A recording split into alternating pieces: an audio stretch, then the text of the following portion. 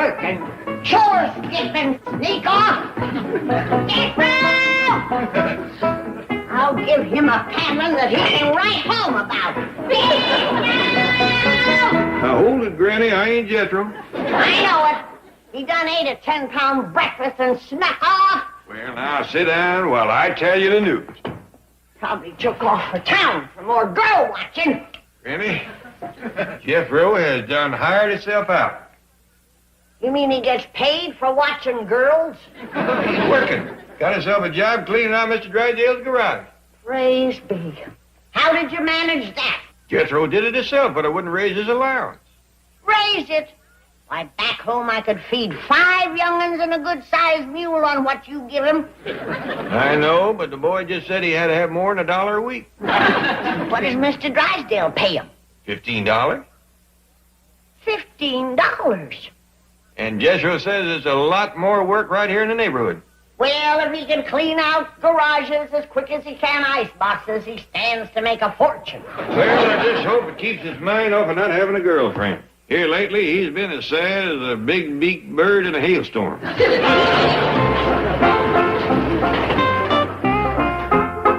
Why, Jethro? Hey, where'd you get the magazines? Mr. Drysdale's garage. Swiner? I never heard of that. That's because it's the magazine International Playboys. And you ain't no international playboy. Well, then how come you're reading them? You ain't an international nothing. Well, there is an article in here on how to give girls a brush off. And that's the first one I'm going to read. Well, Jethro, I see... Hey, Uncle Jim, come on inside. Man-to-man stuff. You get that whole truckload from next door? I already took 2 loads to the dump. Then I found the key to fame, fortune, and females. At the dump? No, in the Drysdale's garage. This whole stack was sitting there, just waiting to get hauled away. Swinger. A magazine for international playboy. Mr. Drysdale read this? Well, him or Mrs. Drysdale, one. I don't hardly think... Hey, listen to this, Uncle Jeff. How to be an international playboy, page 22. Cozy cooking for cuddly couples, page 30. Furnishing the bachelor pad, page 45. Uncle Jeff, this is just what I've been looking for. I can hardly wait to start studying. Oh, that there is the kitty cat of the month. There's one in every issue. You better get these all out of sight before Granny sees them. Well, ain't Granny never seen a girl in a bathing suit before? She ain't never seen so much girl in so little suit. Now, get them out of here. All right. Morning, Miss Hathaway. How are you today? Well, good morning, Chief. I'm suffering from sunstroke, malaria, and a broken arm. I have the hauling service estimate for cleaning out your garage, Chief. They'll do it for $75. I see. And what is your recommendation? But hire them. A perfect example of secretarial thinking as opposed to executive thinking. I hired Jethro to do it for $15. Chief, you'll spend that much on gasoline just hauling stuff to the dump. Why, there must be a ton of junk out there. My dear Miss Hathaway, that garage is full of valuable items. And as part of the deal, I told Jethro he could keep anything he wanted. How generous. Now, there's no telling what he might find. Why, in the old clothes box, there's a dressing gown I've never worn. Sonny gave it to me one Christmas. He must have hated me that year. Jethro's coming, and why don't you see him? Oh, the poor darling. He must be worn to a frazzle. All hot and tired and dusty.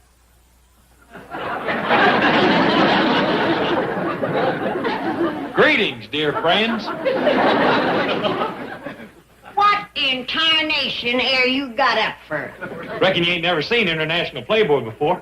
Most country folks ain't. Where'd you get that outfit? Mr. Drysdale said I could keep anything I found in his garage. This and this scarf was part of his old military uniform. What? Yeah, I found it in a box marked Salvation Army. Granny, is this all you got to eat? What's wrong with it? Well, nothing, but according to Swinger magazine, us international playboys has got to have what you call cuisine instead of just victuals. What Swinger magazine? That's the handbook of international playboys. It says that 65% of us eat stuff like tornadoes, filet mignon, and lobster and stuff. Oh, if I'd only known.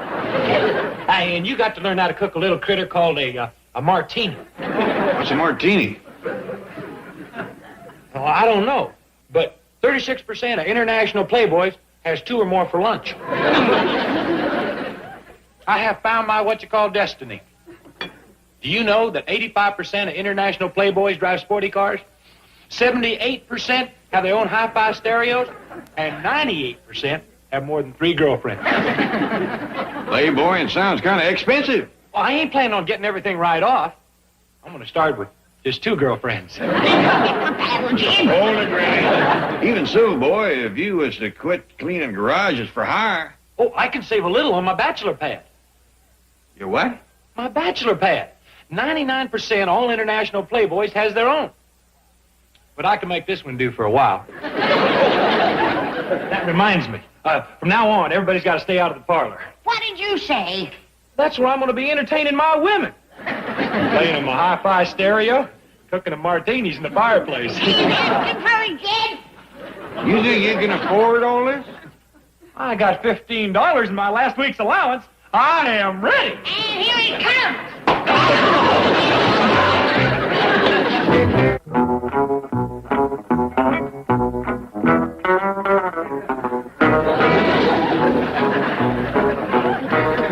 What's going on, boy? Where's Granny? She's probably chased me clean into town by now, but I double back on her. Kid, how do you like my super stereo hi-fi? Super what? Oh, us IPs just call it stereo. That is, the 78% of us that's got them. You see, the idea is to get romantic music coming at your girl from 2 different directions. I was all set to give it a listen test.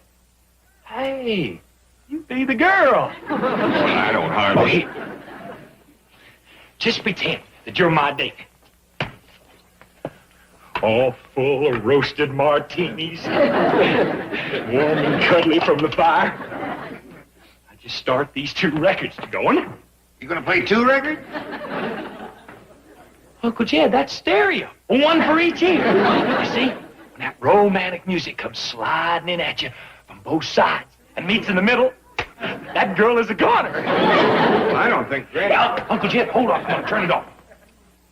Here comes instant romance.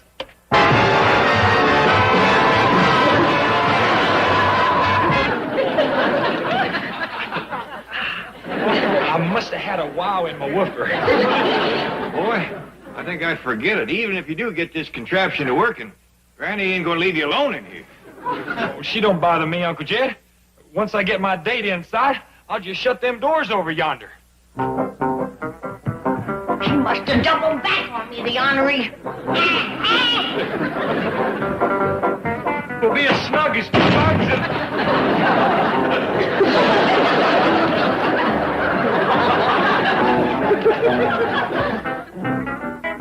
I'm going to learn you manners so you can sit at the table like the rest of the family.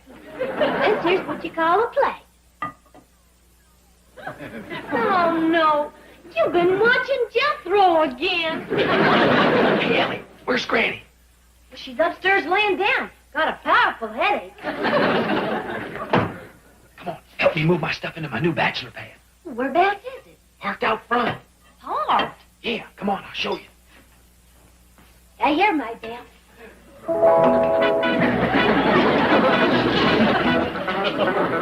Yonder she is. This is a bachelor pad? The best kind. With this rascal, I can go where the action is. What you mean? Well, I can park out in front of the kitty cat club and get them pretty girls as they come out the door. And if things get slow there, I just drive on down to the beach and get me another load as they come out of the water. That thing's a mess. Well, you couldn't get a goat to go in there. Well, I ain't got it fixed up yet. Wait till I move my stuff in. What stuff? My bachelor pad stuff.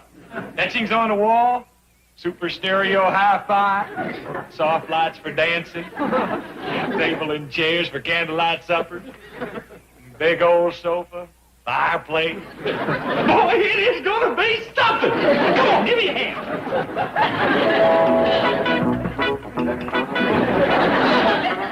Okay, Allie, I got the stove connected. You want me to start the fire? No, I'll do that later. Doggone, it just ain't got the class of a fireplace. Can I come out now? No, let's check things off first. Victuals? I mean cuisine. Well, there's a box in here with some ice in it and some goat's milk and turnip juice. Is that what you call cuisine? Well, that's all I could get without Granny catching me. How do you like it, Uncle Jed? What is it? It's what you call a portable Playboy parlor. Where'd you get it? The city dump. What's all them bricks for? Oh, I was going to build a fireplace in it, but couldn't wait for the mortar to set. There's somebody in there. Come on out, Allie. I'm coming. Dumb old girl cousin. Why didn't you use a regular door? Oh, I couldn't get to it. What do you mean you couldn't get to it?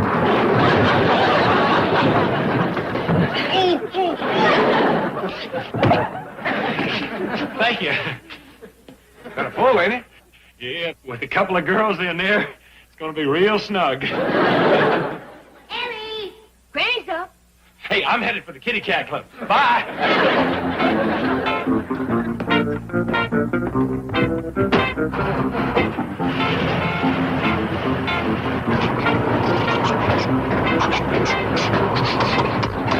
Hey, give me a little shot to get me started!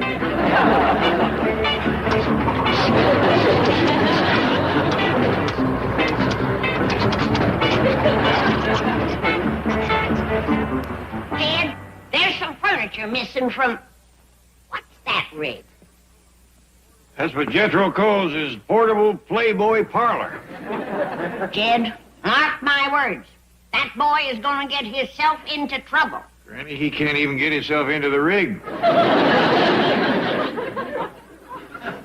Jethro, I've only got a 10-minute break. Where are we going? Come here, I want to show you something. What is it? Paradise on wheels. You got to see it to believe it. Here it is. Well, I see it, but I don't believe it. Oh, the paradise part is inside. Well, what's all this supposed to be? Overflow. It was mighty crowded in there. What are you putting on? What 78% all international Playboys wears at a time like this. Come on in. This has got to be a gag. Holy smoke! Ain't this a gas? Quick as I can get to it, I'm going to turn on the hi-fi and we'll dance. Don't bother. I'm getting out of here. Oh, no. Not without you giving me a kiss. Forget it. Oh, come on. Let go. Not till you put one right here. Okie doke.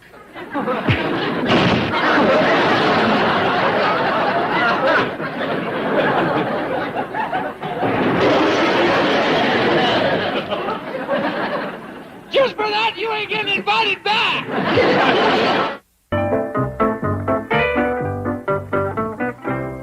Jethro, my boy. I'm not your boy, and here are your old magazines back. My magazine? Swinger.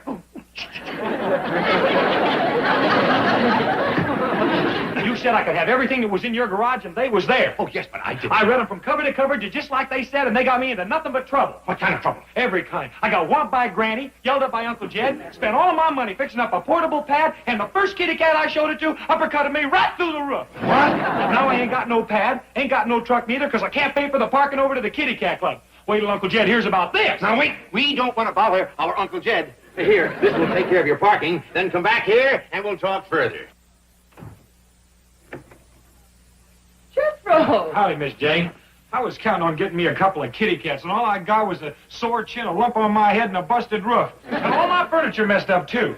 Wait till Granny sees that. Now, Jethro, don't go home. Come back here to the bank. Well, all right. But if I was you, I'd burn them Swinger magazines. Swinger magazines? Yeah, he stumbled onto a stack of back issues somewhere. In your garage, perhaps? Now, never mind. Now, we've got to get that corn-fed Casanova back in a good mood. I know. Hire a couple of kitty cats to make a fuss over him. Me? What? How would it look for a bank president to walk into the kitty cat club in the middle of the day? Ask the doorman. You go there for lunch twice a week. 2 kitty cats.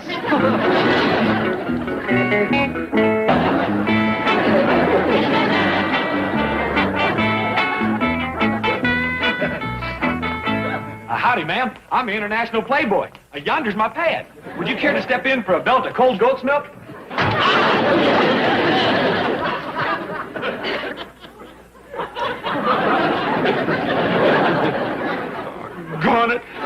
What's wrong? Maybe I ought to give my paradise on wheels a coat of paint. Well, hi there, International Playboy. Well, howdy, kitty cat. Would you care to step into my pad and lap up a saucer of goat's milk? I'd love it. Hot dog, I got me a kitty cat. 2 kitty cats. Oh, boy, Miss Jane. Ow. Here, Miss Jane, sit down and read a book whilst I show her my pad. No, thank you. 2 kitty cats you wanted? 2 kitty cats? You've got. Well, all right, but it's going to be kind of a tight fit.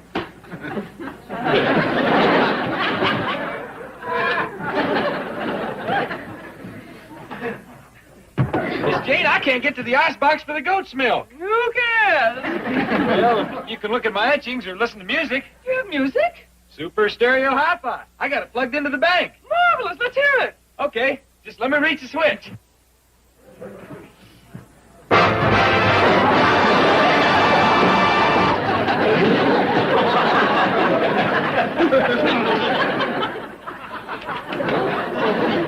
Boy, it bores right into your brain, don't it? Quickly, let's get back to the club. What was that noise? Hi-fi. This just ain't my day.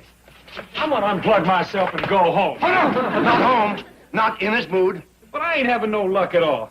You reckon there'll be any girls at the beach? Oh, scads of them. Bathing beauties. Oh, that's the spot, the beach. Okay, I'll give it a try. Back to work, everybody. There's a bank, not a sideshow. Mr. Drysdale, isn't he the boy whose uncle has $50 million? Yeah. What's it to you? Do you work here? I used to.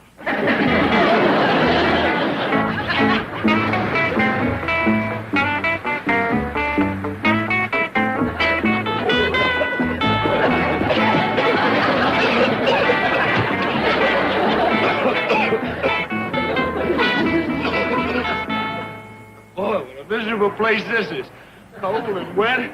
Stove won't draw. No electricity, no company, no nothing.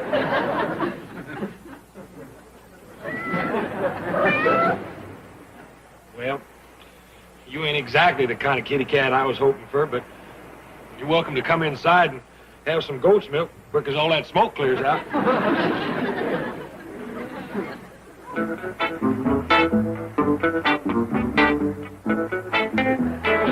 Howdy, ma'am. Hello. Hey, wait a minute, hold on. Yes. Hold this cat. I got some notes on what to say. Oh, I use them to light the fire. Cold, ain't it? Yes, it is. Sure is. Why don't you put on your jacket? Oh, what a good idea. Thank you. I bet it's warm in there. But awful smoky. It seems to be clear now. Hey, it is, ain't it? Well, would you like to go inside and get warm? Yeah. Oh, will you promise to wait for me? I have an even better idea. We can both go in. Oh, yeah. I should have thought of that, but I'm kind of lost without my notes. Step into paradise. Before I do, your uncle does have $50 million. Yeah, I know.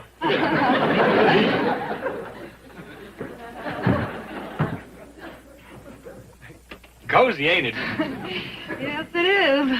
I'd play some music for you, but ain't got no electricity for my hi-fi. We can make our own music. Okay. If I can find some tissue paper for my comb, what do you play? Get it. Oh, would you care for some goat's milk? Have you got anything stronger? Yeah. I got some home-squeezed turnip juice. Well, I'll have mine on the rocks. Well, it's awful cold out there. Wouldn't you rather have it in here? You talked me into it. Okay. Whilst I'm working my way into the icebox, I'll cipher for you. 2 times 1 is 2. 2 times 2 is 4. You're kidding. Didn't you know that? Oh, you are in for a treat. Sit down.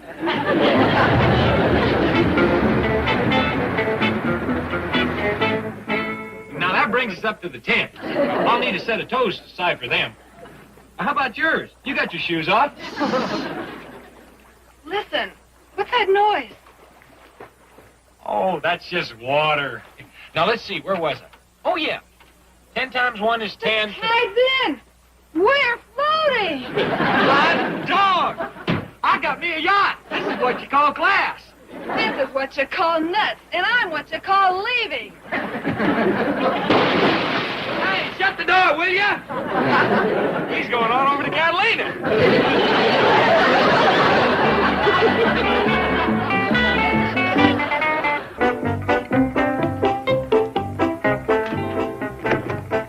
Miss Hathaway is here. About time. You sent for me, Chief? Well, I did. Where have you been? It's my day off. Day off. I don't give days off to... What is that? This happens to be the official uniform of the Biddle Bird Watchers, Beverly Hills nest, of which I am flockmaster. Well, fly home and change. You're taking me up to the Clampetts to get these income tax returns signed. But, Chief, 1 year ago you promised me the day off. Our esteemed founder, Professor P. Casper Biddle, is coming to town. Go forget it. I need you at the Clampetts in case he asks me tax questions I can't answer. But, Chief, the professor is leading us to the nesting place of the yellow-bellied sapsucker. Not until I lead you to the nesting place of the stubble-cheeked taxpayer. Now, come on. We'll stop by your place and you can change clothes. I am sorry, Chief.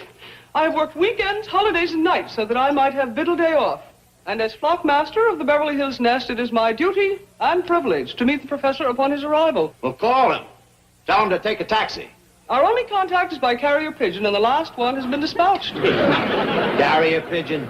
Yes, the professor is hiking in from the Tehachapi's. I'm to meet him at the foot of the Big Saugus Wash in exactly 22 minutes. All right, we'll pick him up on the way to the Clampetts. But Chief, our bird-watching expedition. You'll be out of there in plenty of time to look for your freckle-faced woodpecker or whatever it is. Yellow-bellied sapsucker. All right, all right. Come on, pal. You get the first taste. So you made some donuts, huh? Yes, sir. All by myself. There they is. Well, that's what you call a real man-sized donut. Made especially for you and Jethro. Yeah, ain't that dandy? Why don't you go find Jethro so he can enjoy these with me? All right.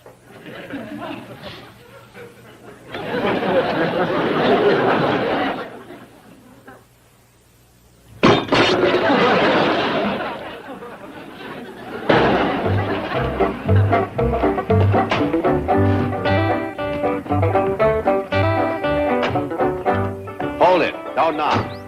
I distinctly heard the call of a hermit warbler. How exciting. Perhaps the Clampetts will know if there's one nested here about. You wait here. If there are any questions, I'll sneak out and see you. But Professor Biddle would like to meet Mr. Clampett. Yes, I'm trying to raise money to aid in the preservation of the California condor. The professor is the only human being who has ever managed to live in prolonged and intimate contact with that rare and remarkable bird. I've actually occupied a condor's nest. As these photographs will prove. I took these with a tripwire. Of course, the condor's nest is just a rocky ledge or sheltered spot high among the rocks. As you know, Chief, the California condor is probably one of the largest of all flying birds. But they need help if we're to keep them from disappearing. There are only about 40 left. A donation from Mr. Clampett. Forget it. Now, wait in the car, both of you. Preferably in the trunk.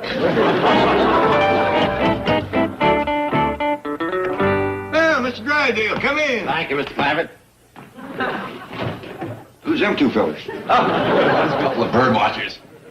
Well, from the looks of them, the birds probably do a little watching themselves. Well, Mr. Clampett, I'm afraid it's that time of year again. What you mean? Time for us to pay our income taxes. Oh, good. Let's give them a little extra this year. What?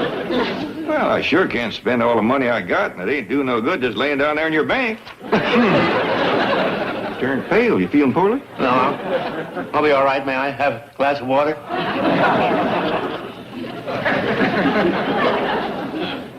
Well, howdy there. Ellie Mae, hello. Miss Jane, I didn't know you right off. Ellie Mae, I should like you to meet the famous ornithologist and founder of Biddle's Bird Watchers, Professor P. Casper Biddle. Ellie Mae Clampett. How do you do, Miss Clampett? Well, howdy. What y'all looking for? Birds. Well, shucks, you don't need them things. I'll just whistle you one down so she can see it up close. A wild bird? Well, what would you like? Blue jay, a robin, a owl, a dove. She does have an amazing rapport with wild creatures. Well, yonder's Henry. Come on down, Henry. Come on now. Remarkable. She has tamed a Cyanocetus Well, this is a blue jay. Same thing, Ellie. He's a member of the Corvidae family. No, ma'am, he's a Clampett. See you later, Henry. Flockmaster Hathaway, why isn't this girl a Biddle bird watcher? A definite oversight on my part, Commander Biddle. Ellie Mae would make a splendid addition to our Beverly Hills nest. Would you like that, Ellie? I reckon so.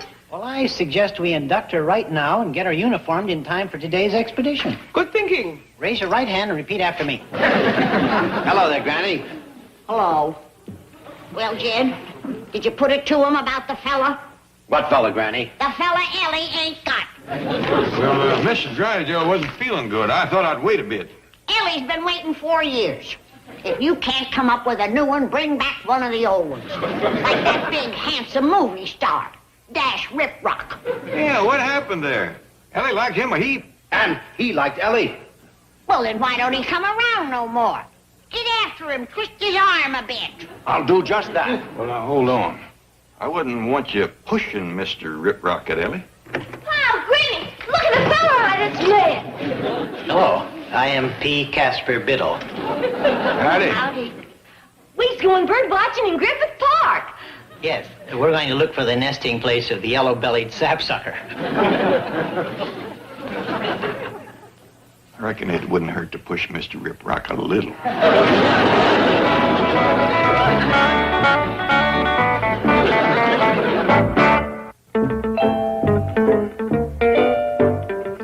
Dash Riprock to see Mr. Drysdale. Dash Riprock in person. Here in this office. Yes. I believe I'm expected. Oh, no. I would have had my hair done and worn a different dress and... I meant Mr. Drysdale's expecting me. Miss?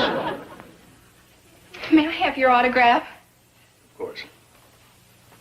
Well, not there. Here. What are you doing out here, Noodleman? Mr. Drysdale, I'd appreciate it if you used my professional name, Dash Riprock. Oh, forgive me, forgive me. I've been reading your contract. In here, you're Homer Noodleman of Peoria, Illinois. Yes, that's my legal name. Interesting thing about your contract, Homer, Dash.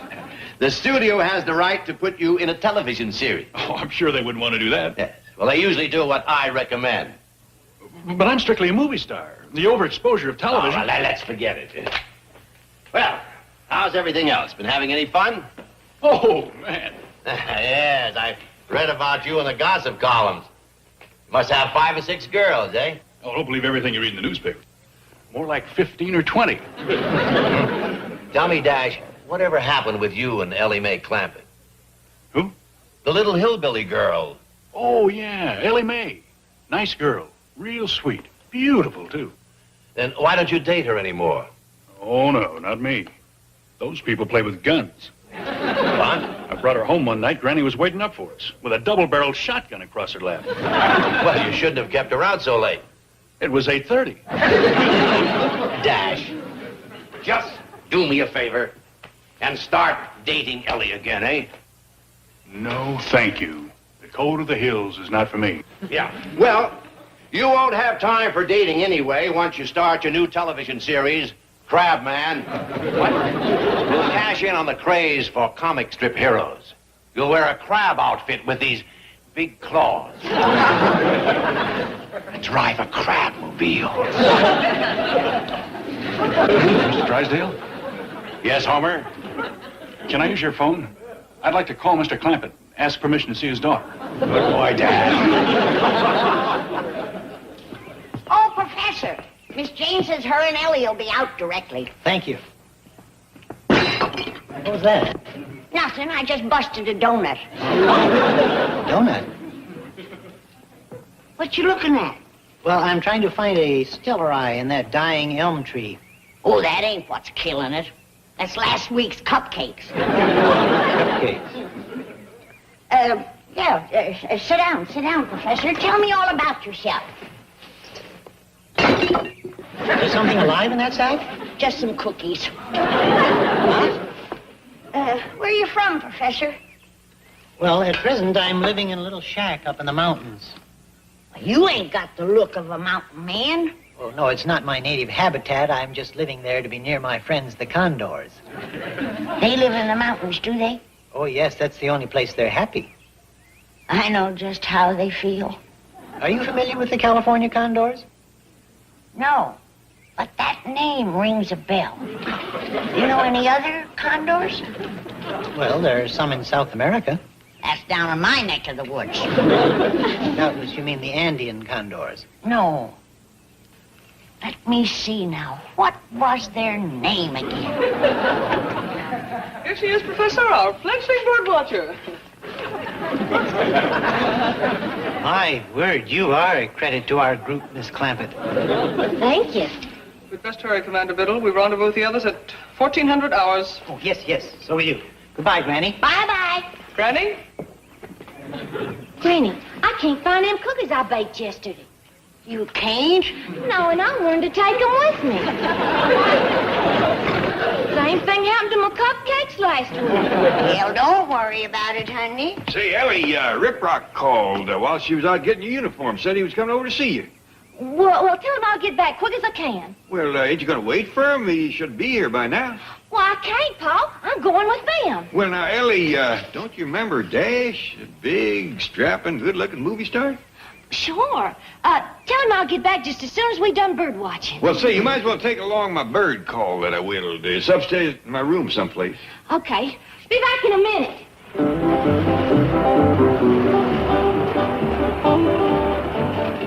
Say, now, there's who you ought to take bird watching. Jethro? Have him break trail through the brush for you. Them feet of his will lay down a path you can drive a wagon over. What do you think, Commander? Well, he's not in uniform, but Jethro! Come here, boy. You going bird watching? Here. Take this out in the woods with you and get rid of it. But don't let Ellie see what's in it. Huh? Come on, boy. They're waiting for you. Uncle Jed, what's going on here? He's going out looking for birds. Hot dog. Of what kind? Quail, duck, pheasant, turkey? Ask them. Jethro Bodine, Professor P. Casper Biddle. hello, Jethro. Howdy. What kind of birds are we going looking for? Yellow-bellied sapsuckers. Divvy's on the drumstick. Well, have fun now. I found it, Pa. Well, I say, Ellie, that ain't the call I had in mind. I thought you said Dash Riprock was coming to see Ellie. He is, but I couldn't hold her. Now we got to figure out how to hold him till she gets back. Oh, that won't be no chore. I got a great big pot of grits and gopher I can warm up for him. That ought to hold him. Speaking of gophers, do you remember that buck-tooth family that used to live up on Piney Ridge? You mean the Condors? Yeah. What was their first names? Let me think now. It wasn't Andy and somebody, was it? Well, let's see now. Hers was Jenny. That's right. They called her Aunt Jenny. And Uncle Will. Will and Jenny Condor. That's them. Had 14 young'uns. Every one of them bucktooth. When that family went to eating corn on the cob, they set up a clatter you could hear for a mile away. What made you ask about him, Granny? That little professor fella. He knows some condors out here in California. A ticket, you say? Wonder if there's any kin to Will and Jenny. Be they's mountain folks. Well, let's have them down to Vittles. Dandy idea. The professor's staying with him. He can fetch him down. I'll cook up a great big mess of catfish. And plenty of corn on the cob. Mr. Drysdale, wait. Let me explain. I got here as soon as I could. It wasn't soon enough, Homer. I wanted to clear the whole afternoon and evening for Ellie Mae. That was 6 dates I had to break. Okay, you got one more chance. But make good, or you'll be combing seaweed out of your hair. With a claw. You ain't leaving, are you, Mr. Riprock? Ellie, I'll be back. And I'll be waiting for her. I'll sit right here so I don't miss it. Oh, no, you don't have to do that. Come on inside and be comfortable. I'll give you some victuals. Do you like grits? Well, like anything you cook, Granny. Wait till you see what I've cooked with them. I sure hope that professor don't keep Ellie away too long. Oh, say, speaking of that little oddball, did he ask you for money to help the Condors? No, he spoke to Granny about him, but he didn't ask for money. Good. But if the Condors need help, I'll give him all the money he wants. Please, Mr. Clampett. Turning pale again. Look, don't give the professor any money, at least until I've looked into the tax aspects. It may not be deductible. Oh, what difference does that make? Now, please, just wait until I've checked into it. Meantime, the state of California is doing what it can to help the Condors. So you relax, and I'll get back to you. I sure hope they ain't related to Will and Jenny. Be a blow to find out their kin was taking charity from the state.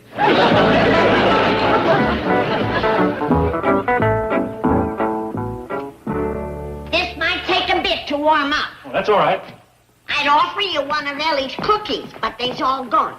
I tell you, when that girl bakes something, it don't stay around no time at all. She must be pretty good. Good ain't the word for Ellie's cooking. Why, just this morning she baked 10 pounds of donuts and they's gone already. Just my luck to miss out on them. It sure is. Well, how y'all doing? Granny's been telling me all about Ellie's cooking. Oh, well, don't forget, she's awful pretty. He didn't get a chance to sample nothing, Jed. Oh, that's too bad. But then from what I hear tell, you movie stars ain't never home to eat nohow. True, but then something like Ellie's cooking might just settle a fella down. That's a fact. Ellie's cooking and a fella might never leave the table. No. You're going to be all right. What's the matter with Jethro? Well, he became ill on the trail. We terminated our expedition and rushed him home. What's hurting you, boy? Them donuts you get me. I feel like I swallowed a couple of brake drums. You ate them? Well, what'd you think I'd do? Bury them? My own fault for making them. I shouldn't have tried to best Ellie. What are you talking about? Ellie's a woman. Best thing in the world for a stomach ache. Miss Jane, take Dash out and show him the cement pond. It's a good idea. Oh, well, we've seen the cement pond. It's got all different water in it now. Real pretty. You get upstairs to bed. I'll be up directly and doctor you. Now I know what a chicken feels like with a gizzard full of rocks. Granny, glad to get you alone for a minute. You know them condors we was wanting to have down to Vittles? Yeah? Well, it turns out they is real hard up. No. According to Mr. Drysdale, they is on relief. Let's give them a sack full of money. Granny, they is mountain folks. They wouldn't take money from strangers. True. We gotta figure a way to help them so they can keep their pride. The little professor fella is a friend of theirs. Why don't you talk to him whilst I remedy Jethro? Good idea. I hope we're going to be good friends, Ellie. We already are. Well, you're one of the nicest, kindest... Ellie Mae, you're back. Well, howdy, guys. This here's Professor Biddle. Hi. Gee, it's good to see you. Thank you. Dash, this is the famous Professor Biddle I've been telling you about. Swell. Come on, Ellie, let's go for a walk. No, here, just a moment. Sir? Professor, you're just the fellow I've been looking for. But Sit down. I want to talk to you about helping them condors. Oh, that would be wonderful. Indeed, it would, Mr. Clampett. You too, Miss Jane. Sit down. Thank you. Granny tells me you've been staying with them up there in the mountains. Yes, I have. What kind of place they got? Well, they live mostly in caves and on rock ledges. Yeah. How many of them is there up there?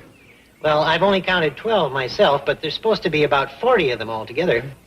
You got Will and Jenny backed off. I bet you when that California bunch goes to eating corn on a cob, you can't hear yourself think. Mr. Clampett, condors do not eat corn. The ones back home do. Back home? Oh, you're probably thinking of wild turkeys. Oh, there's corn on a cob made the noise. Perhaps I can clear up the confusion. Commander, where are those pictures of you and the condors? In my map case inside. Excuse me. Say, Professor, I got a kind of a notion. Supposing, instead of money, we gather together a bunch of clothes and stuff and leave them up there in the mountains where the condors can find them. Clothes? Yeah, good, heavy, warm stuff. You couldn't get a condor to wear clothes. You mean to tell me there's 40 of them running around up there buck-tooth naked? Mr. Clampett, do you know what a condor looks like? I don't care how pretty they are. They ought to wear something.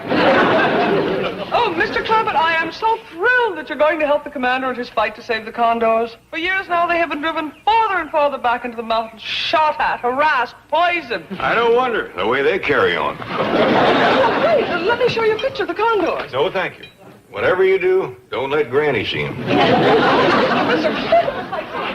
Colds. On condors. Gee, and they call me a nut. Like I told you, I got a date with Professor Biddle tonight. Well, break it. I broke 6 for you. Well, I can't do that. Of course you can. No, I can't. Excuse me, I believe the young lady made herself clear. Now stay out of this, little fella. Now look, Ellie. I'm warning you, don't annoy her. Butt out, Buster. I'm afraid you leave me no alternative. Prepare to defend yourself. I'll be doggone. So that's a condor. Yes, they're the largest bird. Oh! Do you give up? Yes, yes. Say uncle! Uncle! Very well. Let him up, Ellie. No hard feelings, Dash. See you tomorrow night. Okay. But don't be surprised if I pick you up in a crabmobile.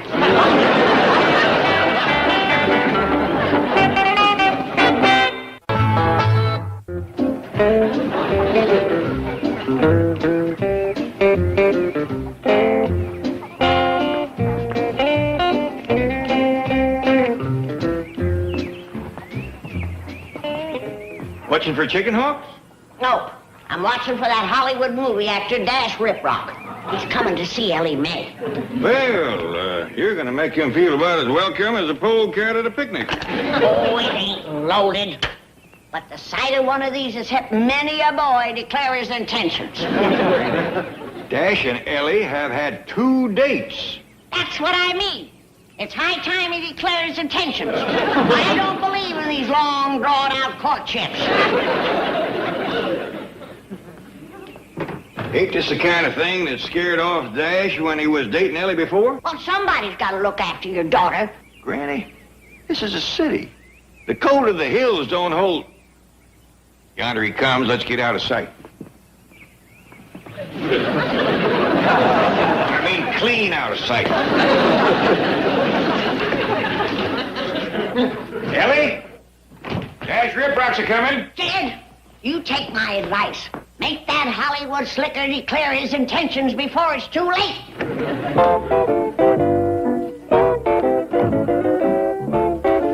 She's toting her suitcase. Maybe they's gonna run off. Now, Granny.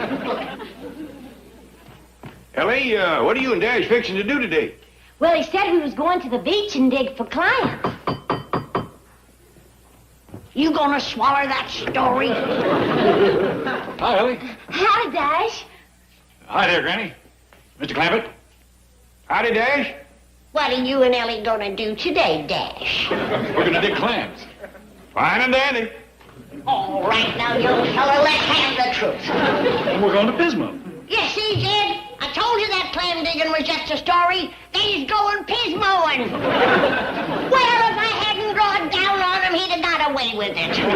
How do you pismo? Pismo's where we dig for clams. Pismo Beach. Granny's just joking. Have fun now, youngins. Thank you. Bye, Granny. Bye, now, Granny. Now, ain't you plumb ashamed? No, I ain't. He's a Hollywood actor. And I wouldn't trust none of them any further than I could fling an anvil. How soon you have to get back to the studio, Dash? I got the whole day off, Ellie. They're shooting my scenes with a stunt double today. Well, what's the stunt double? He's a fellow that takes my place in the dangerous scenes. For example, today he's in a covered wagon full of dynamite when it explodes. Then he gets swept down the mountain in an avalanche. And if he's still in one piece, we've got a scene where he rushes into a burning cabin to rescue the girl, and it collapses. Well, golly, who would be dumb enough to do that? I don't know. They found some nut.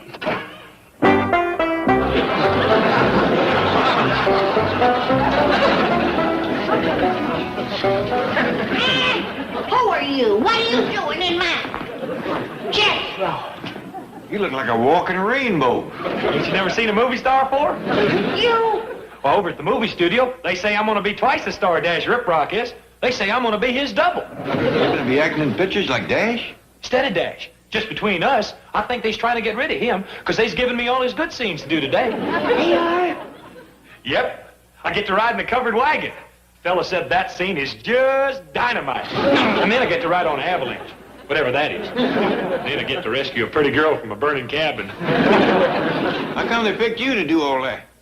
Uncle Jed, it was like a Hollywood fairy tale. Well, I was just standing there on the set, and this big light fell down and hit me right on the head. Get hurt? I'll say, busted it all to pieces. I offered to pay for it, but... Did you get hurt? Oh, heck no. Then a crowd gathered around, and this man said, "Hey, you're just the fella to take Dash's place." Reckon he's seen I had what you call star quality. Does Dash know about this? Oh, I don't think so. They gave him the day off. Well, I don't exactly cotton to you taking Dash's job. Oh, I don't need it. But that's show business. Today's star is tomorrow's has-been. Same thing could happen to me, now that I'm a star. What's going to happen to Dash? Oh, don't worry, Granny. I'll see he gets took care of. I'll make him my grip or my hairdresser or something. Well, make us proud of you, Jethro. Oh, by the way, that ain't my name no more. Us movie stars got to use tough-sounding names like Biff Steele, Crunch Hardtack, or Race Burley. You got one? I thought myself up a dandy. Beef jerky. That's tough, all right, but I kind of had a feeling he could have done better. Whatever he'd have thought of it had been food. Yes. A movie star to see me. Now, look, I told Dash Riprock to date Ellie at beef jerky. Surprise, Mr. Drysdale. It's me. Jethro. You're... Beef jerky. Made the name up myself. You like it? I couldn't have done better. Jethro, I mean, Beef wants to borrow my car so he can arrive at the studio in style. You mean you're serious about this? Heck yeah. I'm going to be the new Dash Riprock. Wonderful. I'll get my keys. Dash is still dating Ellie, isn't he? Oh, yeah. They's on their way to Pismo Beach right now. Good, good. Boy, Mr. Drysdale, I sure hope them pretty girls chase after me like they done old Dash. They will, don't you worry, Beef. Oh, incidentally, I'd use that first name whenever possible. You don't want people calling you Mr. Jerky. Yeah. I see what you mean. I don't want nobody to think I'll go in Hollywood. Yeah. Oh, here are my keys, Jethro. Beef. Thanks. I'll leave the truck in the parking lot for you. Oh, that won't be necessary. Yes, it will. I can only drive one car at a time. Where do you suppose he got that wild idea? Same place he got the clothes. But who cares as long as Ellie Mae is happy? Jethro says Dash took her to Pismo Beach today. Well, that's very interesting. Oh, speaking of Dash, Mr. Drysdale, this is Miss Debbie Haber. She'd like to talk to you about it. Well, what can I do for you? You've just done it. You've told me where I can find the two-timer. No, wait a minute. Don't get in my way. Dash told me you started this Ellie Mae business. Well, I'm going to finish it. Now, wait, Miss Haber. How would you like to meet the new Dash Riprock? Who? Well, that big, good-looking movie star who just left here. You mean Tiger Boy, the clown in the bi-flavor outfit? Let me tell you about him. No, thanks. Dash promised me a screen test, and he's going to come through. This kid's uncle owns the studio. Really? Well, tell me more about him. Well, he's a nice kid, lots of laughs. Not him. His uncle.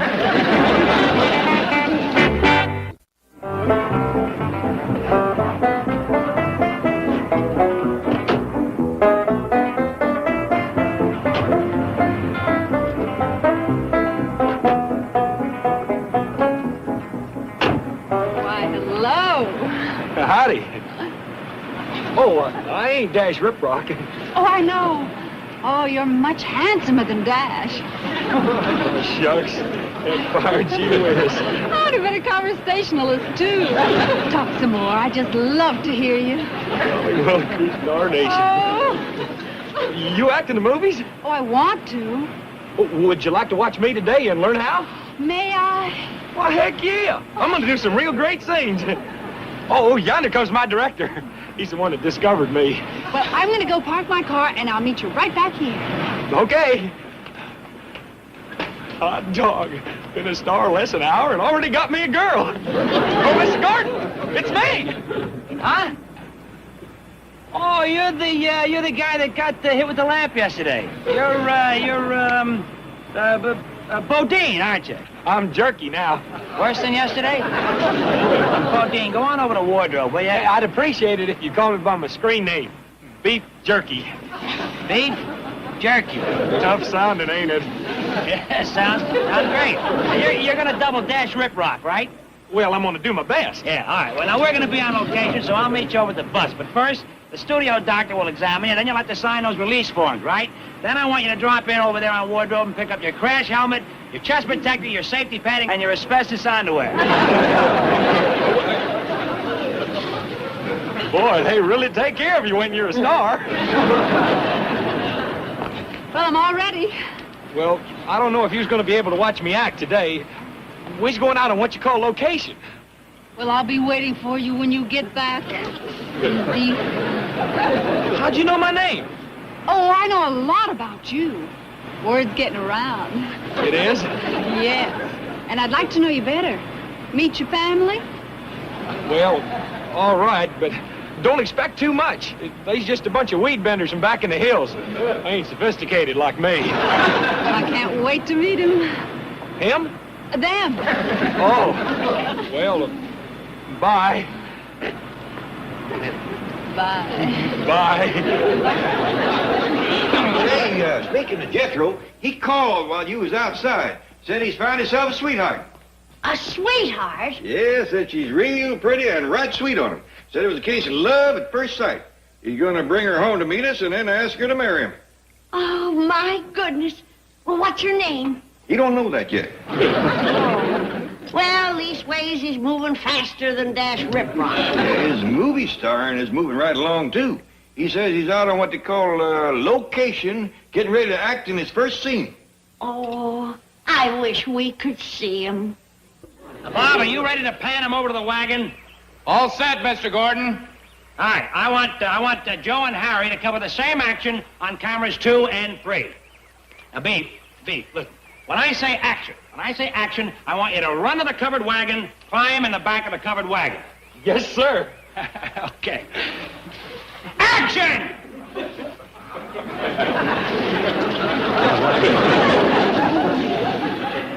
Be able to follow him, Bob? Not missing a thing. All right. He's in the wagon.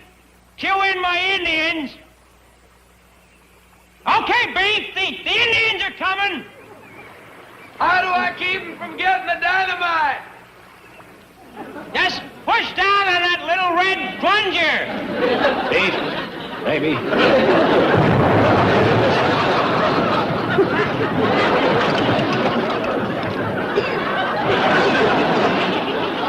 Boy, sure sets a feller's ears to ringing. No Indians! What happened to my Indians? They missed their cue, Mr. Gordon. Oh. All right, we'll do it again. Get another wagon. Okay, Beef! Here come the Indians! Push the plunger! Again? Yes, again!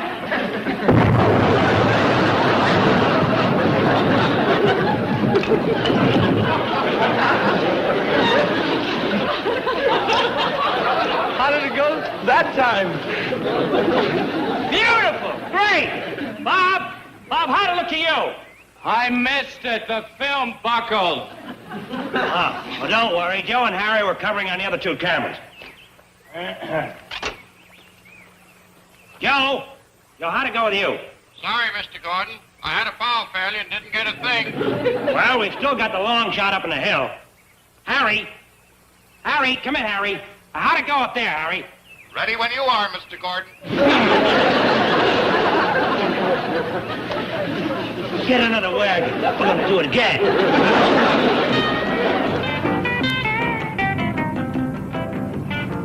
Hi, Mr. Clampett. Hi, Pop. Hey, howdy there. How'd you young folks do down to the beach? Well, just fine, Pop. We had us a mess of fun. Good. Manage your phone, Mr. Clampett? You bet you can. It's right inside there. Help yourself. Thanks. I want to call the studio and see how things are going. But, Well, I reckon he's got to find out for himself sooner or later. Find out what, Paul? His job movie starring has done been took by your cousin Jethro. Jethro. I know it's a mite hard to swallow, but right now, whilst we are standing here, Jethro is out someplace on what they call location, doing all of Dash's best scenes. I just talked to the studio. Do you know what Jethro's doing? Well, yeah, Dash, but... I gotta stop him. Well, now, let's talk a minute. There's no time for that. Jethro's doing all my stunts. Well, I know he's trying. He's gonna get his head blown off.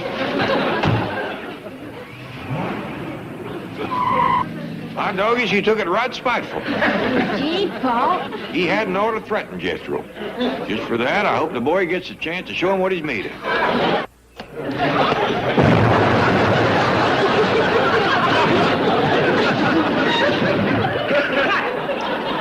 it up, Bob. Great. All right, print it. Now let's get set up for the avalanche.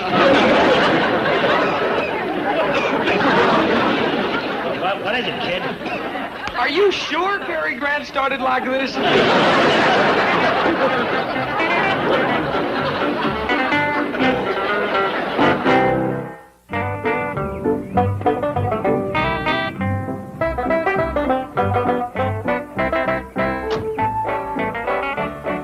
Uncle Jed. What? You look like you've been sorting bobcats in a burning hayloft. I feel like it, too. Granny? I know Dash was gunning for you when he left here, but I never thought he'd do this to you. Well, he didn't. I got this acting. Acting? Yeah, and Uncle Jed, being a movie star ain't all that it's cracked up to be. And what happened to him? He's been acting. Yeah, and let me tell you, Granny, it is miserable work. Well, the hours is good. You got done early. I wasn't done, but old Dash come out and kicked up such a fuss, they sent me back to the studio. From the look of you, maybe just as well. But I was just getting to the good scene. I was going to ride an avalanche down a mountain. What's avalanche? How do you ride it? Well, I don't know, but it had to be what I've been doing. Where's that girl you called about? Oh, yeah, Debbie. Meeting her is the best part of this movie starring business.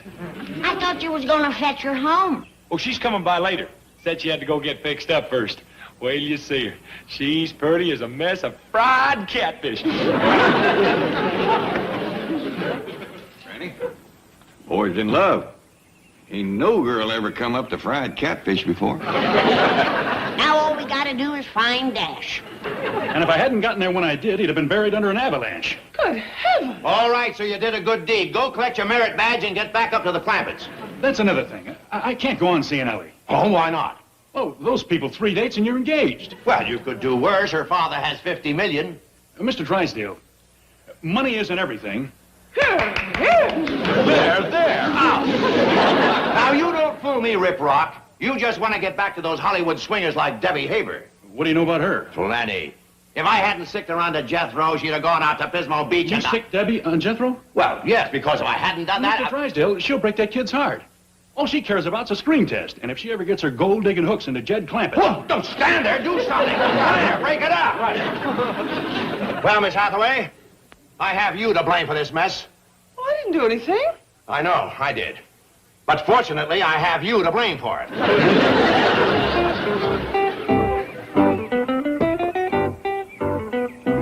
Howdy, can I help you? I hardly think so. Well, who are you looking for? I'm looking for Mr. J.D. Clampett. Well, then I can help you. That's me. You? I mean, you? Well, forgive me, but the way you're dressed would...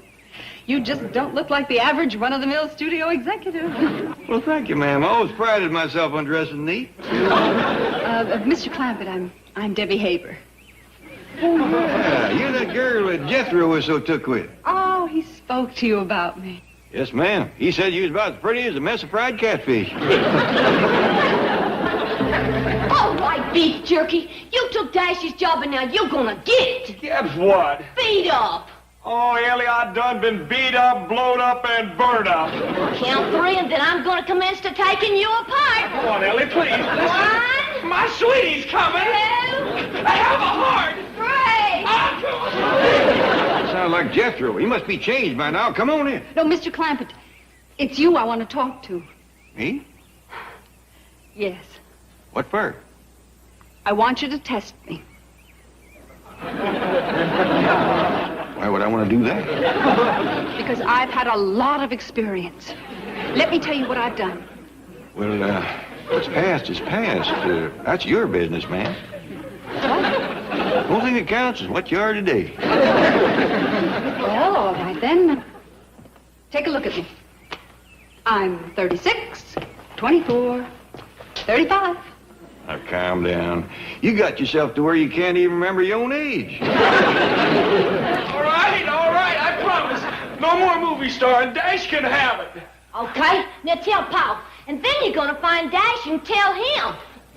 Mr. Clampett, don't you understand? I want to be in the movies. I want to be a star. You better talk this over with Jethro. That is Beef. According to him, it's miserable work.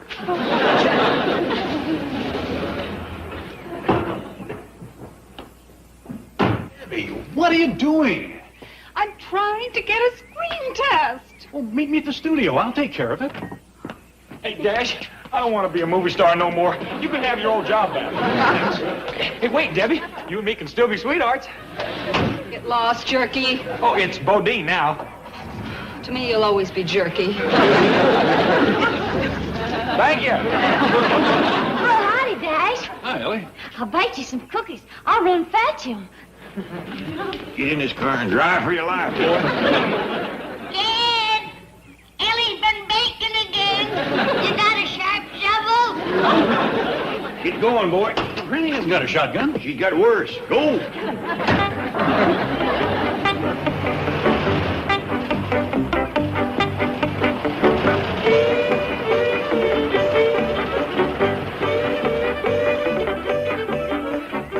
Here's your car.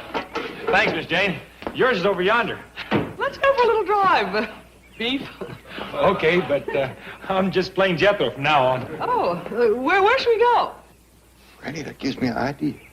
Say, how would you two like to drive to Pismo Beach? For clam digging? No, for cookie bearing. That's the one place they won't kill the trees.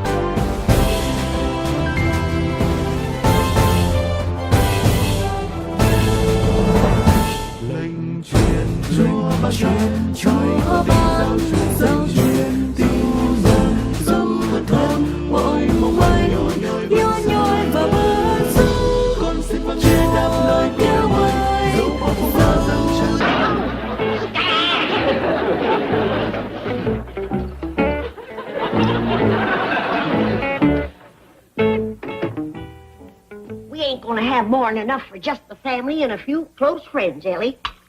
Now, this bottle is for Mr. Drysdale. Ellie Mae, your monkey's whomping the tar out of that little dog again. Well, Jethro went and got her mad. I think what she's riled about is the dog jumping in her wheelbarrow. Ellie, you're going outside. Take my tonic skimmings and put it around my geranium. Yes, Granny.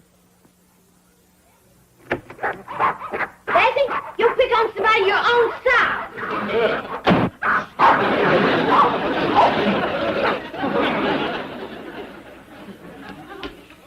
Now listen here, Arnie. You stay out of Bess's wheelbarrow, or she's gonna snatch you hairless. She ain't none too fond of you to commence with. Nothing gets her riled like you messing around with her wheelbarrow. You just stay out of it, you hear? Otherwise, she might put a knot on you and then knock it off.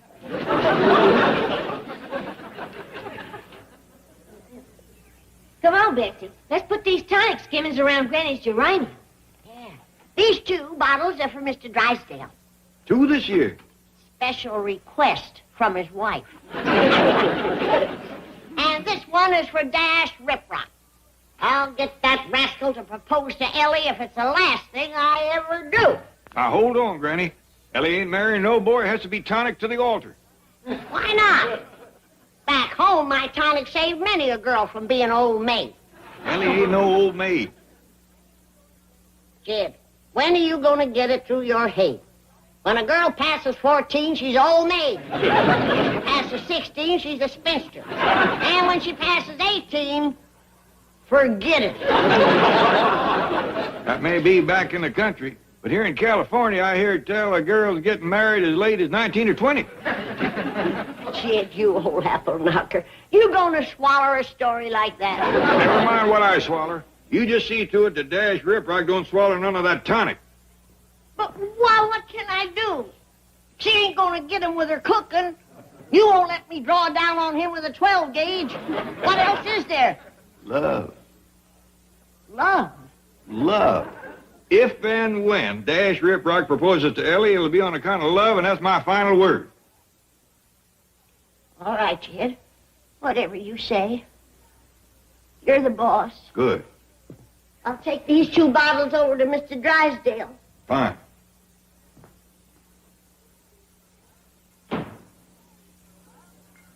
It'll be for love. Dash is gonna love my tonic. What's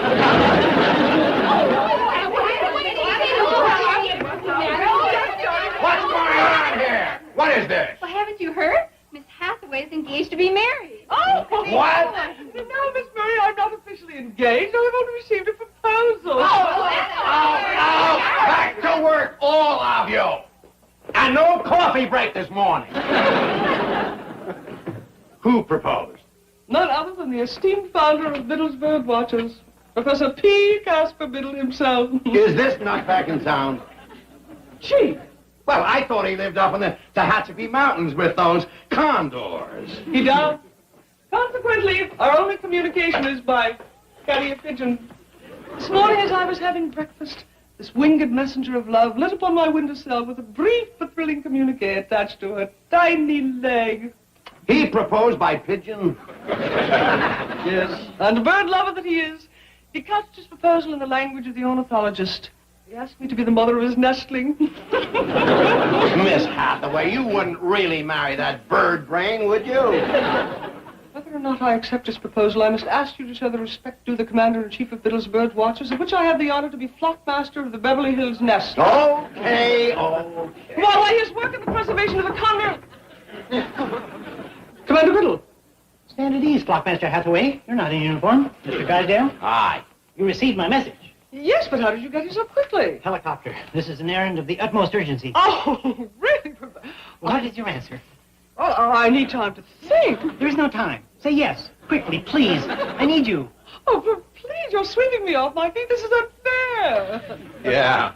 I like it. Do you mind? I'm sure this will help you decide.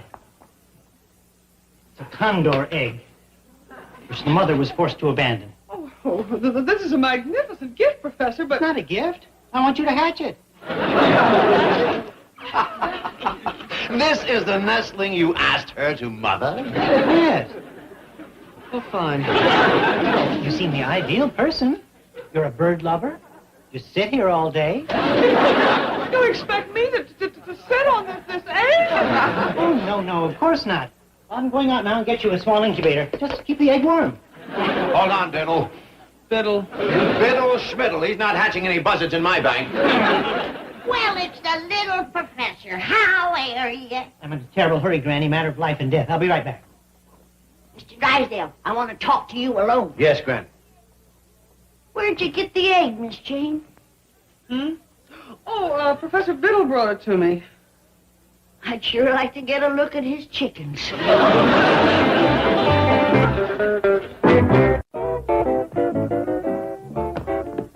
My dog is Ellie. When you put on a dress, you are prettier than a Jersey heifer in a clover patch. Bob. Where you going all gussy now? Well, no place. Granny said to fix up for when Dash Riprock comes by to propose. Granny said Dash was going to propose? Well, yes, sir. Said I ain't gonna be an old maid no more. Ellie, honey, you ain't a old maid. Well, Granny says I am. An old maid, a spinster, pretty near to forget it. Did she say anything about her tonic? No, sir. It's still in a kettle on the stove. You rang, Chief? You bet I rang. Granny has told me of a shocking and disgraceful situation which must be remedied immediately, or there will be swift and severe retaliation. Yeah, well. Did I tell you that? I guess you said that Dash Rip Rock had been playing fast and loose with Ellie Mae. Oh, that. Yeah. He's had 5 dates with her. Twice he kept her out till pretty near 9 o'clock. And still no ring on her finger. Shocking, disgraceful. Well, I'm terribly sorry, but what can I do? See that he swallows this. Yeah, see to it. What is it? My spring tonic. Her spring tonic. And if he's got one spark of love in his heart, that'll set it to blazing. Marvelous stuff. Fabulous. It sure put a tiger in your tank last spring. Yes. Oh, well, I grabbed my wife. None for me this year. You should have said so. I already left 2 bottles at your house. You mean Margaret already got them? I reckon so. Back home, my spring tonic has done more for romance than hay rides. Yes, I know it possesses some rather remarkable properties. Tell me, Granny, do you have an extra bottle? I'm afraid not. She can have mine. Your wife has likely downed both bottles by now and probably hollering for more. I may have to go out of town on business. Well, first I want to talk to you about Ellie's wedding. Now we want the best that money can buy. You can hire a $5 preacher. Oh, Commander Biddle, I see you found an incubator. Flockmaster Hathaway, if you were in uniform, I would strip you of rank and empty your canteen. But why? The charge is child neglect. Another 3 minutes and that precious condor egg would have been cold. Then the charge would have been... I'm beginning to wonder if you can be trusted to hatch this nestling. Oh, yes, I can. It's just that I have other duties and my employer... Nothing supersedes your sacred duties as a mother. Perhaps the flockmaster of the Glendale nest... Oh, no, please, give me another chance. I promise to watch the egg devotedly. Forsaking all others? Yes. In sickness and in health? Yes. For better or for worse? Yes. Oh, excuse me, I thought I heard a wedding. Merely Miss Hathaway vowing to be a good mother. Then it's definite. Yes, it's all set. She knows. Congratulations to you both. When is the big event? Well, any time now, a condor egg... Miss Murray, perhaps you could get the professor Pecas for a cup of coffee. No, thanks. A tea? I never partake of stimulants in any form. Pure mountain spring water is Mother Nature's champagne. Oh, let me fill your canteen. We have pure spring water in our cooler. Be right back. Oh, Miss Hathaway, I'm so happy for you. Well, we're keeping it a secret. You must promise not to tell anyone. Not so.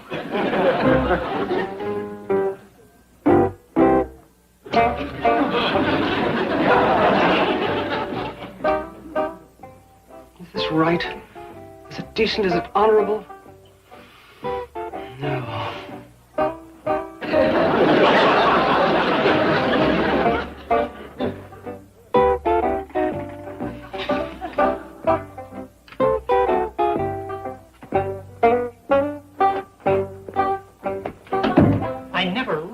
The pangs of expectant fatherhood. I'm as nervous as a gilded flicker. Here, Commander, have a deep, soothing draught of spring tonic. Water. Nature's champagne. Thank you. To that unborn king of the sky. Bottoms up. You don't have any. I drank my fill at the cooler. To the condor. Long live the king! May he reign forever. Supremus Skylorum Imperator!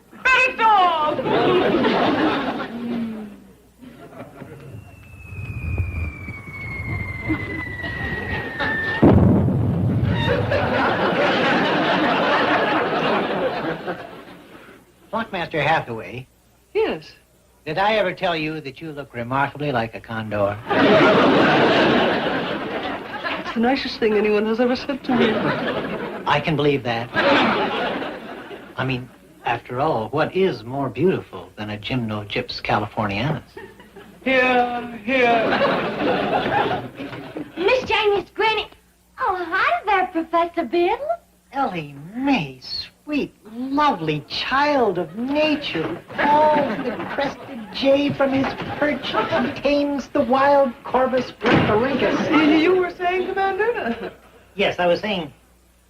What was I saying? I gotta rush home. My tonic is commencing to eat through my kettle. Bye, y'all. Nice to see you again, Professor. Wait for me. I'm going with them. Why not? But I want to watch Ellie charm the birds from the trees. I think I'm in love with her. Casper, how can you be so fickle? I thought you cared for me. Are you going to tell me now that I'm just another pretty face? Well, no. Think of the baby condor who will soon occupy that incubator. Are you going to desert him? I can't help it. All of a sudden, I want to fly like an eagle. Be my guest. Now see what you've done.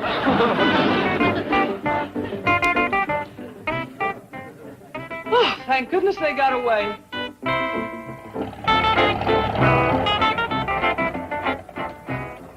Don't stop here. Drive me around to the kitchen. I gotta save my tonic. Yes. That Kittle story got her home in a hurry, didn't it? Sure did. Oh, you got company. Dash Rip Rock? Oh, that little bird-watching fella, Professor Biddle. Well, we just saw him down to the bank. How did he get here so fast? Well, he was running when I seen him. Anyway, he's waiting for you. In the parlor? No. No, he's sitting up yonder, drinking out of his canteen, whistling like a bird.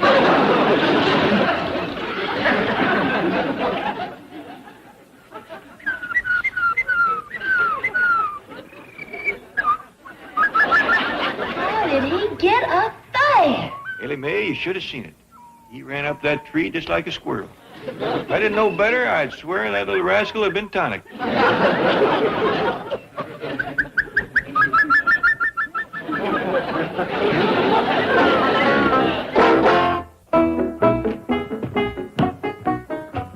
on, Death Row. Tote him in. Reckon you're gonna be all right? Oh, sure. I checked him over. Just had the wind knocked out of him. I don't wonder. You must have dropped 30 foot out of that tree.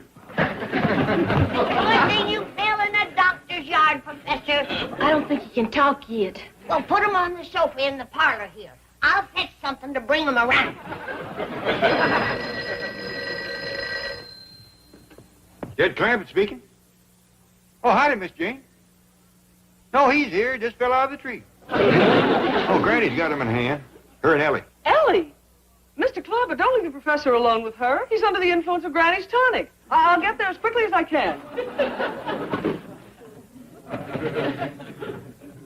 How you feeling, Professor? Oh, he's coming along just Ellie Mae, you better go fetch Granny. I think the professor's a mite feverish. Well, yes, sir, Pa.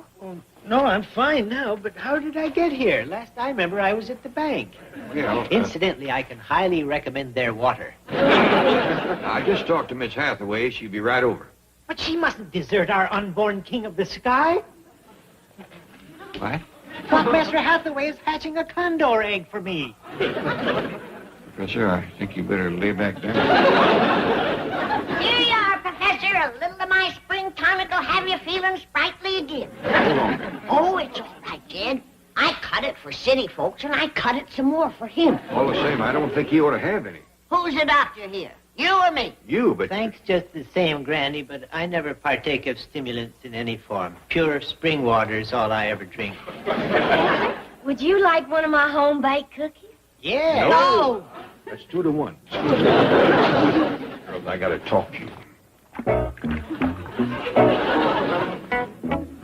Nature's champagne.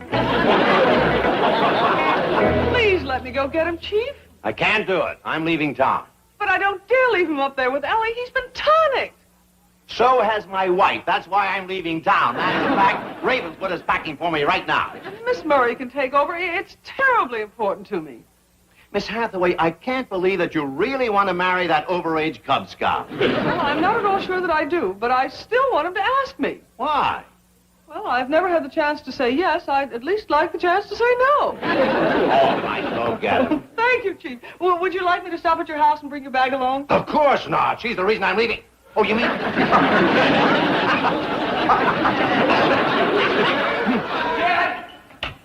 Hey, Uncle Jed, that little professor shimmied up that tree again. Oh, he must have got a hold of some more tonic. Well, don't look at me. I didn't give him any. I'll climb up and fetch him down, Pa. Oh, Ellie, you stay away from him. Heck, fire. I'll get him down out of that tree. Oh, hold it, boy. Them higher limbs up where he's sitting wouldn't hold the likes of you or me. Oh, I wasn't figuring to climb up after him. I'll just knock him down out of there with one of Ellie's cookies. You won't let her. Well, he sure ain't any good for eating. I'll calm down everybody. I'll go up and get him. No, Granny, you're too old. 30-foot fall at your age, you could be stove up for a whole day. What'll we do? We'll figure something.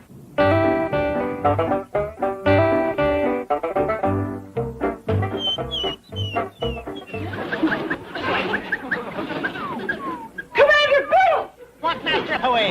Have I ever told you you look remarkably like a condor? Be careful! Think of your responsibility! If you fall, that egg won't have a father! Howdy, Miss Jane. I reckon you seen him. Yes, how did he get up there? Granny's tonic. Have you got any more? Yeah, I got a few. Why'd you do that? I'm going up after him.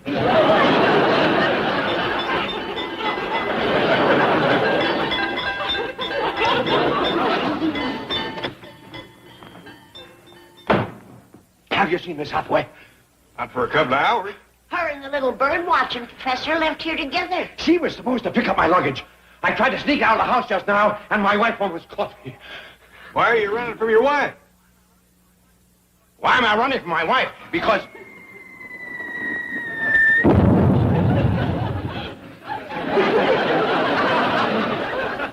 Why am I running from my wife? I love that little woman.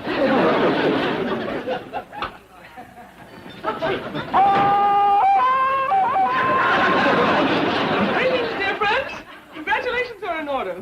Did you two get married? No, but the professor did propose. She turned me down. And what's the congratulations for? May I tell? Of course.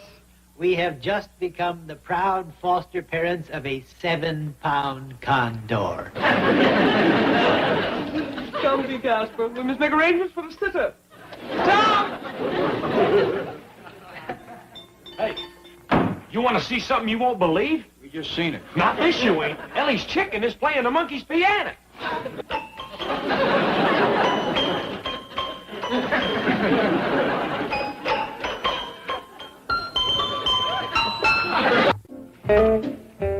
A speck of angel's hair. A smidgen of wild gander's foot.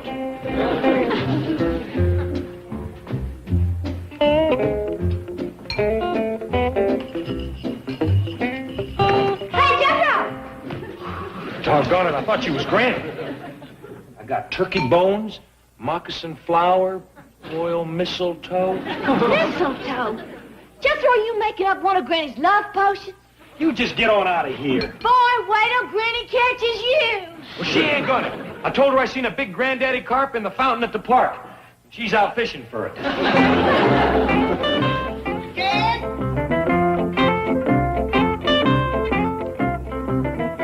Give me a hand, Jed. Catch anything, Granny? Yeah. Caught the dickens from the policeman. What for? For fishing in the fountain in the park.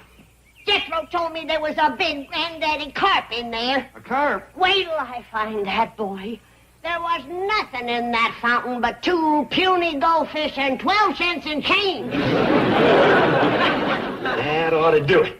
Now, measure out 1 drop of spell starter.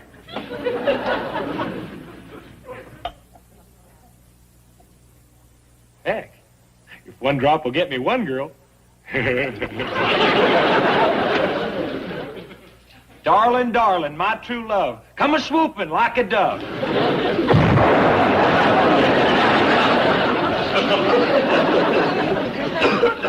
Hey, hot dog, it worked. I conjured me up a sweetheart. That ain't all, Charlie. Granny! Whoa! Whoa! Let me go, Jed. That girl crazy goof got into my potions. Granny. Made a love conjure. Calm down. I'll see the boy gets what he deserves. I get him first. You can have the leftovers. The hickory switch ain't the way to handle this. You're right. Get me my big soap paddle. What I mean is no amount of whooping is going to get girls off his brain. What I think he needs is more schooling. More schooling? He's been through the 6th grade. How much further can he go? He's college? Ah, I say put him to work. Apprentice him out as a blacksmith or a shingle splitter. Well, I hear tell you can't be a success these days unless you got a college education. What can college learn him? He already knows how to read and write. I know, and cipher, too. But it ain't just the learning I'm thinking of. There's other things you get at college. Like what? Well, like girls. Girls?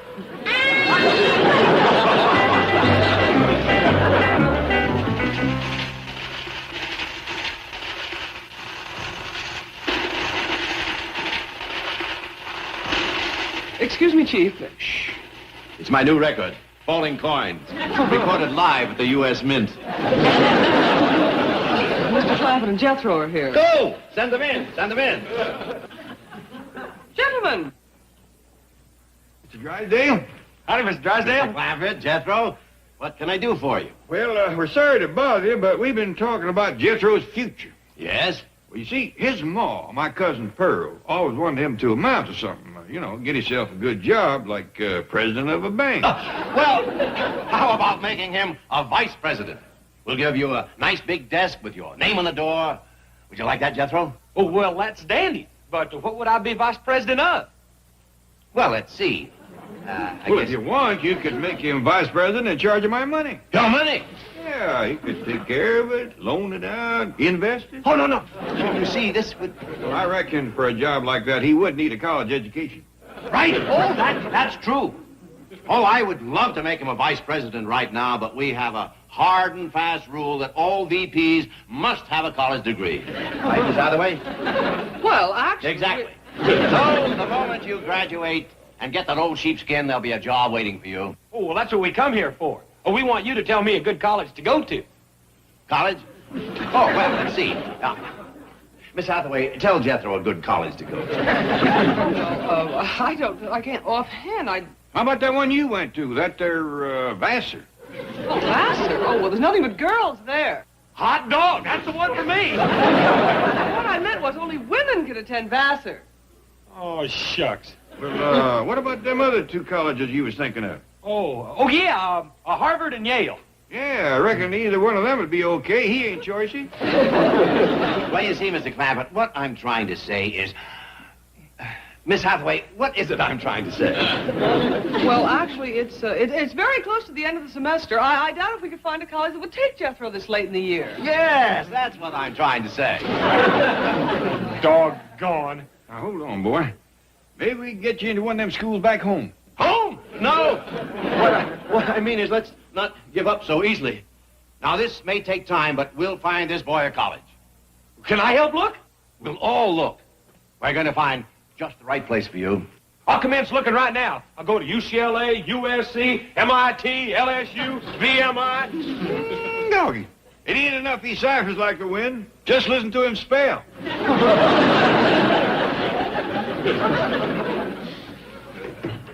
Well, Chief, you've really done it this time. Don't worry, you'll think of something. How could we get a boy with a 6th grade education into college? It's going to take determination, ingenuity, salesmanship, and a fantastic amount of money. Really? What college in the entire country would corrupt its standards to that extent for mere financial gain?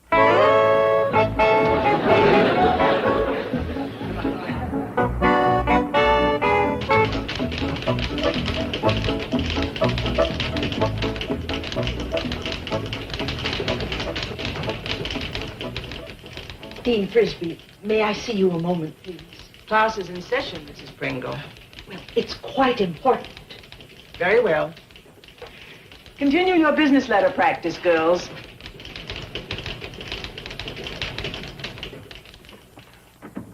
I'm sorry to bother you, Dean Frisbee, but I've been going over our accounts, and I felt I just had to talk with you right away. Well? Well, according to my computations, our profit-loss ratio is weighed toward a carryover of receivables versus the seasonal depreciation. Don't give me that classroom gobbledygook. What you're saying is, we're broke. Well, I didn't want to put it so harshly. I'm only glad that Chancellor Frisbee isn't here to see this day. Oh, I'm sure your husband would approve of the fine way you've maintained the standards of Frisbee Business College. Well, he wouldn't approve of our going hungry. What we need is more students, and quick. Well, who'd be silly enough to enroll so late in the semester? Howdy. The barber shop is downstairs. I was driving by and seen your sign. I want to go to your college. But you're a man. Thank you. We couldn't enroll you. Oh, please. You're the 12th college I've been to. But our students are Uncle all... Jed give me tuition money.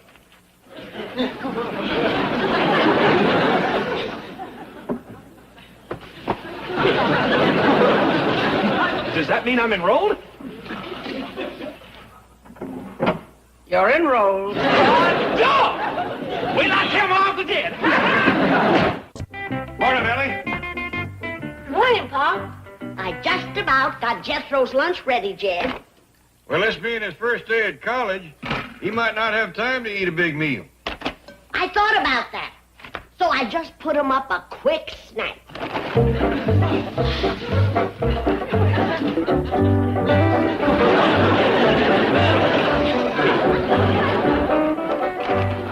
What's the name of Jethro's college, Pa? It's Frisbee Business. Business? Yeah, I reckon they call it that because they turn out mostly executives and vice presidents and the like. If Jethro can go to college, why can't I? Well, I don't think they let you in, Ellie. You ain't got what you call the educational background Jethro does. What if I found one that would take me? Well, I wouldn't get your hopes up, but if you find one that'll take you, ain't no reason why you can't go. Yippee! I'm gonna go look in the phone book and find me a college. Jethro ain't gonna have time for breakfast if he don't hurry. What's he doing up there so long? Well, I reckon he's slicking up. He spent a lot of time yesterday shopping for college clothes. 23 skidoo.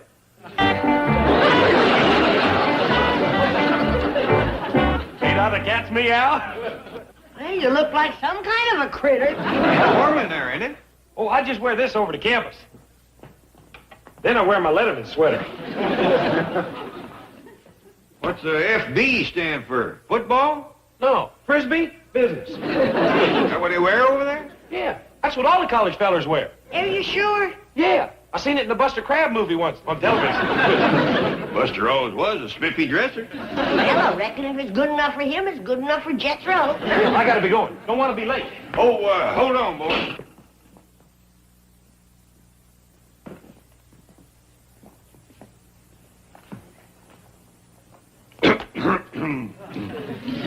Jethro, ain't nobody in our family ever went to college before.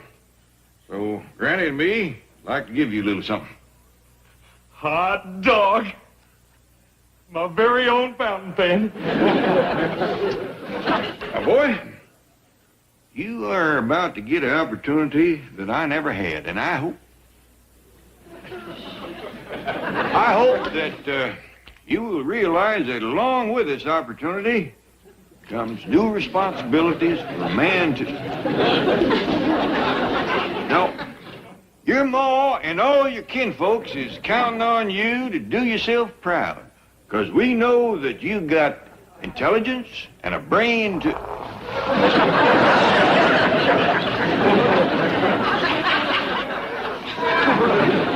Well, I found out how the ink comes out. Shouldn't have pulled this little lever up. I'll close it.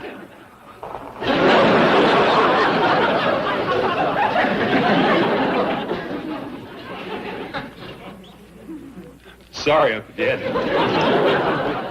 Well, give it all you got, boy. I won't have time to change. Just keep my coat buttoned up. Bye. Bye. Found one! I found one! A phone book? No, a college that'll take me. I talked to him, and I'm going to get educated just like Jethro. Well, this is it. College of Judo and Karate. Karate? Well, Jethro was reading about one called William and Mary. They said I could start today. I got to go and get ready. Jan? Yeah, Granny? That's both young'uns going off to college. Kind of chokes you up, don't it?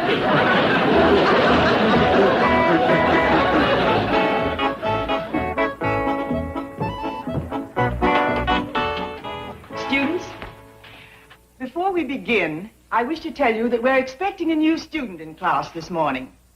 A somewhat, unusual student.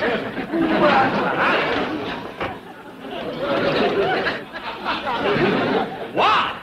This college is everything I was hoping for. Mr. Bodine, please find yourself a seat. And you may take off your coat. I'd rather not.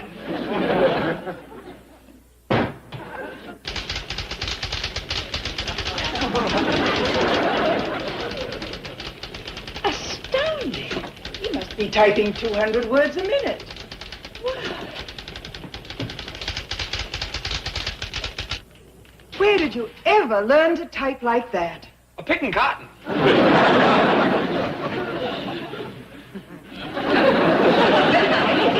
That's nothing but gibberish. Well, what you mean? You're just hitting the keys at random. You're not spelling words. Word. Oh, why didn't you say so? S. Is. Now that I've learned to type, let's go on to something else. Dean Frisbee, perhaps Mr. Bodine could learn to answer the telephone. Oh, I'm already a whiz at that. There is a right way and a wrong way to answer the telephone. Students, we will now jump ahead to our telephone procedure drill. Get out your telephones.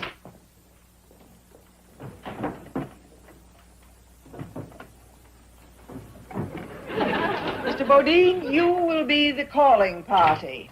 I will then connect you with Miss Clampett, and she will demonstrate the correct telephone answering procedure. Fletcher, Smedley, Bacon, and Barnes, good morning. Whoops, I'm sorry. You give me the wrong number. That was Fletcher somebody. Miss Clampett was answering correctly. Now, shall we try it again? And this time, will you please stand up, Miss Clampett? Fletcher, Smedley, Bacon, and Barnes, good morning. Well, howdy. Are you Miss Clampett? Whom do you wish to speak with? Or you'll do just fine. Are there any messages? Yeah. What are you doing after class? This is ridiculous. Yeah, it sure is. Why, she's just standing right over there. Now, what are you doing after class? Mrs. Pringle, start preparing a diploma. Mr. Bodine is going to graduate.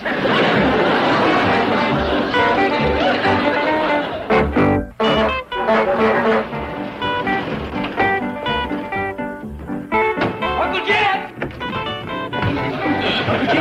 I done graduated college. We just started this morning. Yeah, I know.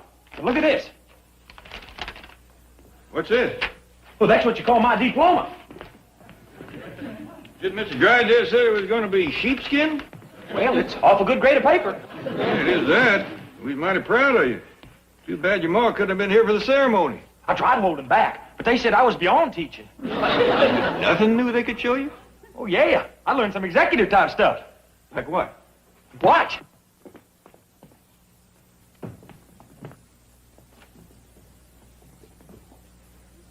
Well? That's it. I learned to sit proper, so I could be poised and charming. How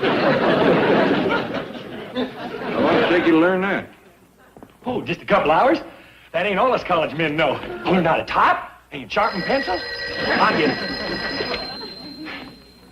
Fletcher, Smedley, Bacon, and Barnes, good morning. Ain't that something? Did I take a message? Hello? Hello? They hung up. Miss Hathaway, you got me the wrong number. That's strange. I know I dialed Mr. Clampett. Don't argue. Call again. I want to tell him I finally found a college that will take Jethro. Chief, you're not really going to send Jethro to that Clinchville A&M. So what's wrong with it? Oh, it's so isolated, stuck out there in the middle of the desert. So what? They've got a beautiful campus, new administration building, new library, new swimming pool. Really? Well, how do you know? Because we're building it for them. Uncle Jed, I almost hated to graduate. I was a real BMOC. A what? Well, that stands for big man on campus. Matter of fact, I was a OMOC. Only man on campus. I'll get this one. Hello? Well, howdy there, Mr. Drysdale. I just wanted to tell you that we've located a college for Jethro. He what? He did? He's already found one. Oh, that's wonderful, Mr. Clampett.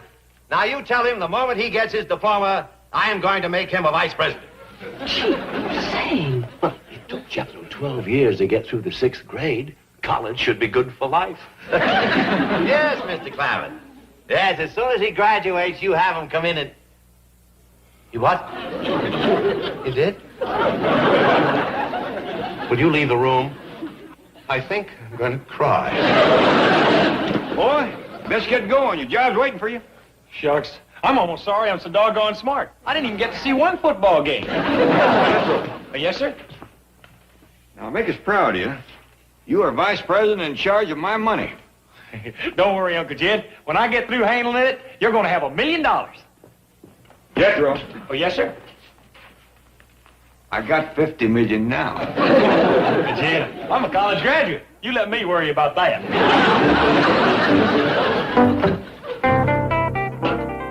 Ellie Mae, I thought you was off getting educated. Who brought you home? I walked home across the hill. Boy, that college of judo and karate ain't worth a hoot. Why? What happened? Well, I went in this big room with a real thick rug on the floor, and the teacher come out wearing his pajamas. His pajamas? Yeah, and when I told him I wanted to enroll, well, he got mad at a rattlesnake with a sore tooth. What'd he get mad about? I don't know. We must have got out on the wrong side of the bed.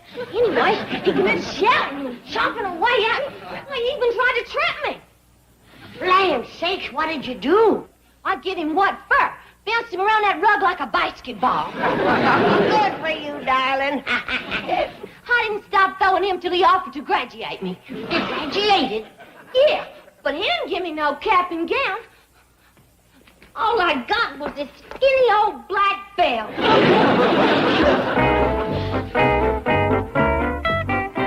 Mr. Drysdale, what are you doing sitting out here? Well, it's...